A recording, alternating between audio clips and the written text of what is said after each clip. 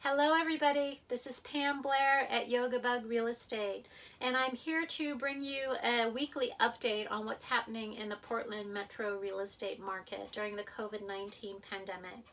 And we hope that this finds you well, and we hope that you find this information helpful.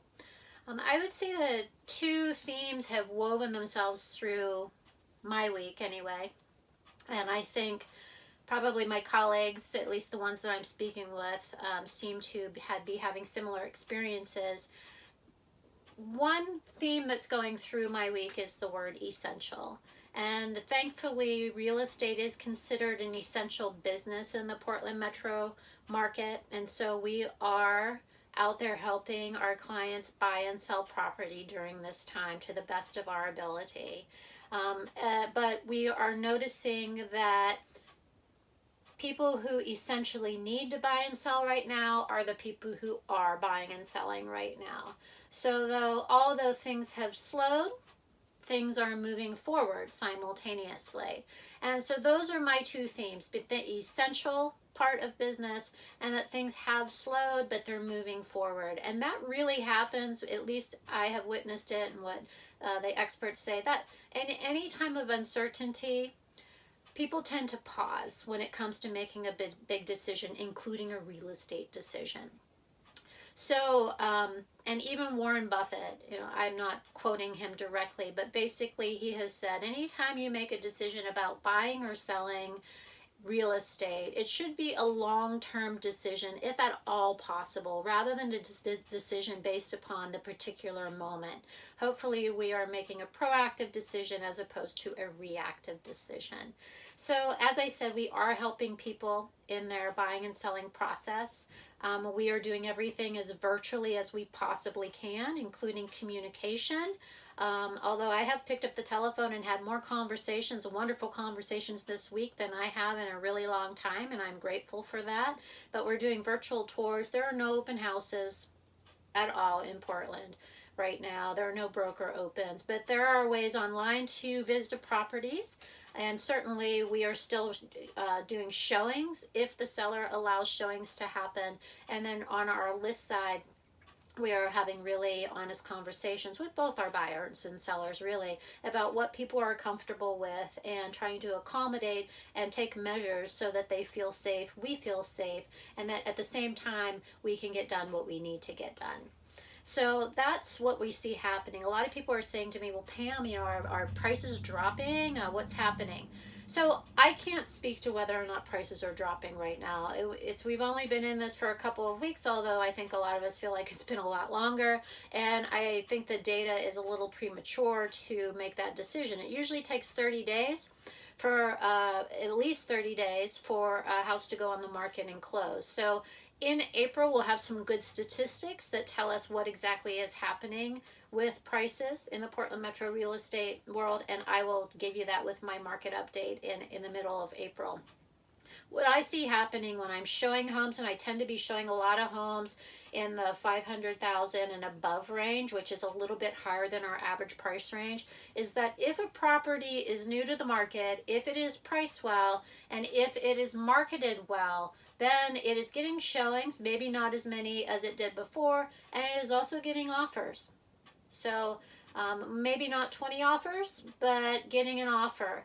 And I wouldn't be surprised if more offers are potentially not going through to closing right now. People might be making decisions and circumstances could be changing.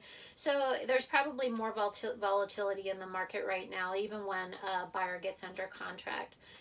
But that's common, again, for this time, this type of an incident, this type of an experience.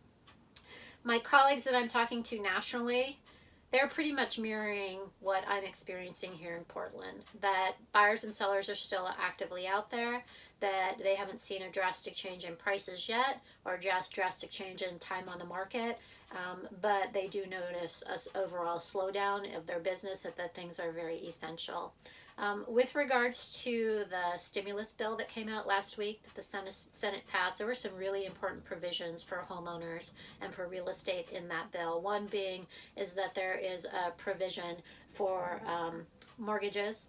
If you can't pay your mortgage right now, there's some for mortgage forbearance verbiage in there. There's also some verbiage around foreclosures and the prohibiting foreclosures for a certain amount of time. There's some very important verbiage in there regarding tenants. And if a tenant is unable to pay their rent, perhaps as a result of a loss of a job, there's some protective verbiage in there. And there's also some protective verbiage around credit scores right now, because a lot of people are experiencing economic difficulties. And we will most likely continue to see that and see that escalate over this time. So I did listen to a great podcast with Brian Buffini and Dr. Lawrence Yoon, both incredible leaders in the international world of real estate, particularly nationally though. And Dr. Yoon is the chief economist for the National Association of Realtors. We are so fortunate to have him because he is a brilliant mind. And they gave a great podcast on what's happening, current conditions. This came out about, I'd say about the maybe the 19th of this month. And what Dr. Yoon was communicating to us as a community is that we are going to see a lot of economic disruption, but he predicts that it will be a different kind of economic disruption than perhaps the Great Recession.